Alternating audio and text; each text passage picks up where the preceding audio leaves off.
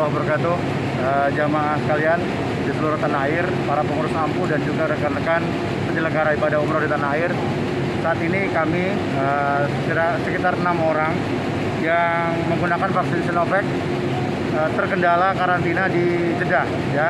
Namun beberapa rekan-rekan yang sudah keluar dari kota Jeddah ditarik kembali agar kembali ke kota Jeddah untuk melakukan karantina tetap 5 hari.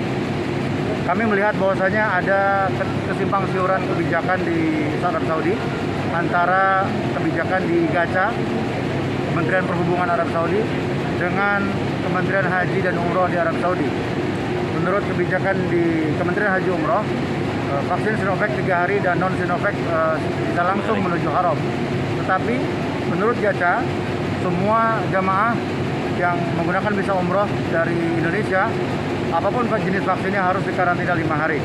Kami merasakan betul ketidakjelasan implementasi di lapangan ini di Arab Saudi, dan akhirnya seluruh stakeholder di sini ada pihak konjen juga, Pak Eko turun tangan dan juga Pak Endang Jumali turun tangan, sepakat bahwa kita mengacu kepada Gaca agar tidak terjadi kesimpang siuran pelaksanaan di lapangan, sekaligus menjaga marwah bangsa kita agar 25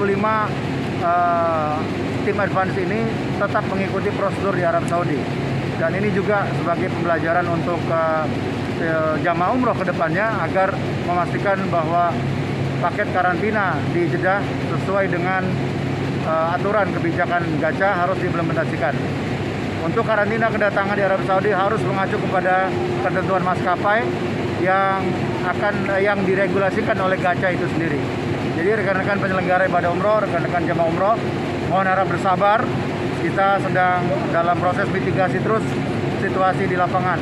Mudah-mudahan setelah tim ini menemukan berbagai situasi di lapangan, kebijakan-kebijakan di Arab Saudi akan disesuaikan. Demikian laporan dari Jeddah. Insya Allah kita akan terus mengupdate situasi terkini menyangkut tim advance yang saat ini berada di Arab Saudi.